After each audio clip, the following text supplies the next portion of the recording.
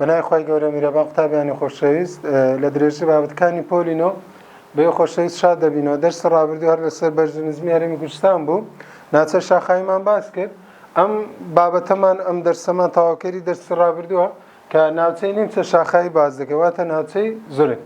ناوچەی زورگ باز دەکەین، ئەو ناوچەی کە بەوە دەناسرێتەوە کە هەم ناوچەی سەخت نین چکە بەرزی کەمترە و ئەگەر دقەتی ناوچەکە بدەین با بڵێن بەپێی سروشتی منتیقەکە دەبین ناوچەکە ڕۆژی سروشتیشی کەمە و لێژیان کەم، واتە ناوچەی زۆر سەخت نین ناوچەی زورگ.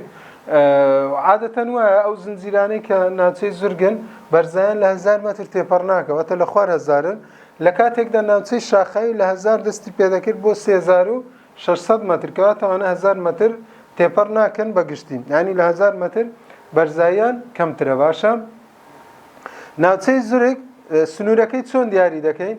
ناوچەی زورگ سنووری باکووری هەیە و سنووری باشووریشی هەیە.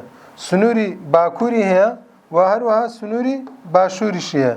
سنووری باکوورەکەی بریتێ لە ناوچەی شاخاوی. ئێمە ناوچەی زورگمان هەیە، سنوورەکەی چییە؟ لێرە ناوچەی شاخاویمان هەیە لە باکوور. لە باشووریش کۆمەڵێک زنجیرە چیامان هەیە. ناوچەی زورگ کەوتەتە نێوان ناوچەی شاخاوی و کۆمەڵێک زنجیرە چیاکە باسی دەکەین ئێستا. کەواتە ئەگە دیقەت بدەنێن سنووری ناوچەی زورگ لە باکوور چیە؟ لە باکوور، یعنی لە بەشی سەرەوەی ناوچەی زورگ ئەلێرە ئەو ناوچەی زورگە، ئێرە سنوورەکەی چییە؟ ئێمە دەزانین ناوچەی شاخاویمان هەیە. بەڵام کوێی ناوچەی شاخاوی؟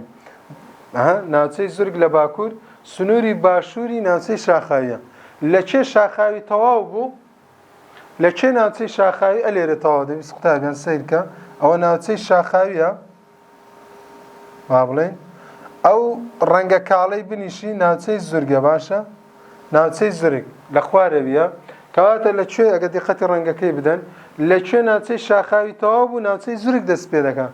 ناوچەی شاخاوی لێرە تەواو دەبی، ناوچەی زورگ دەست پێ دەکات.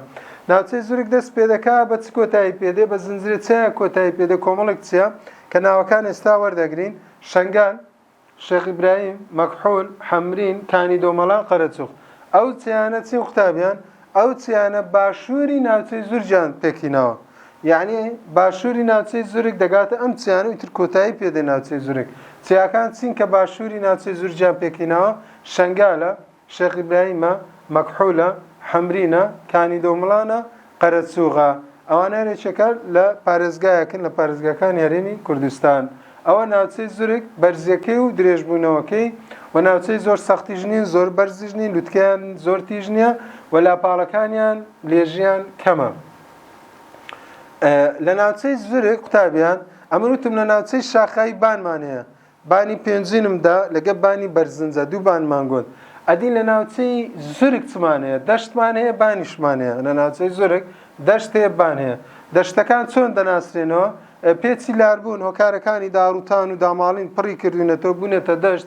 دەشتی زۆر زۆر بەپیتن بە ڕەنگی سەوز دیاری دەکرێت لەسەر نەخشە دەشت. قوتابیان ئەگەر پرسیارە هاتەوە دەشتەکانی ناوچەی زورگ وەکو چ، تۆ تەنها نمونەی دوو دەشتمان سێ دەشتمان هەیە: دەشتی هەولێر، دەشتی شەنگال، دەشتی حەمرین، دەشتی ترمان هەیە. بەڵام سێ دەشتە وەکو نمونە لە کتابت باس کراوەتەوە و دەشتەکان بزانە. ئەگەر پرسیارە هاتەوە لە دەشتەکانی ناوچەی زورگ وەکو چ، بادەم ناوچەی زورجی گوت، دەشتی هەولێرت هەیە، دەشتی شەنگالت هەیە، دەشتی حەمرینت هەیە. بەڵام هەر لە ناوچەی زورگ جگە لە دەشت چیت کەمان هەیە قوتابیان؟ بانیشمان هەیە. بانەکانی ناوچەی زورگمان هەیە. بانی ئەم ناوچەی ڕوبەرێکی فراوانیان داگیر کردووە، بانەکان ڕوبەرێکیان گەورەیە. نمونەی دوو بانمان هەیە: بانی کەرکووک، بانی مووسڵ. کەواتە لە کتابەکە 4 بان هەبوو: بانی پێنجین قوتابیان، بانی پێنجین کۆ، بانی بەرزنجە. ئەو دوو بانە دەکەوێتە ناوچەی شاخاوی. باشە، ئەوە بۆی بناسەوە. ئەگە پرسیار هاتەوە بانەکانی ناوچەی شاخاوی چییە؟ بەڵێ پێنجین و بەرزنجە. لە هەمووی گەورەتریش پێنجینە، گەورەترین بانە. بانەکانی ناوچەی زورگ چمان هەیە؟ بانی کەرکووک بەناوی پارێزگای کەرکووکە، بانی مووسڵ بەناوی پارێزگای مووسڵە. ئەو دووبانە چۆن لەگەڵ دووبانە تێکەڵ ناکەین؟ ئەو دووبانە دەکەوێتە ناوچەی زورگ، دەکەوێتە ناوچەی زورگ. باشە، کەواتە بانی کەرکووک و بانی مووسڵ دووبانن لە ناوچەی زورگ. پێشتریش باسمان کرد بانی پێنجین و بانی بەرزنجە لە ناوچەی شاخاویە. ئەوە بانەکانی ناوچەی زورگ: بانی کەرکووک و بانی مووسڵ.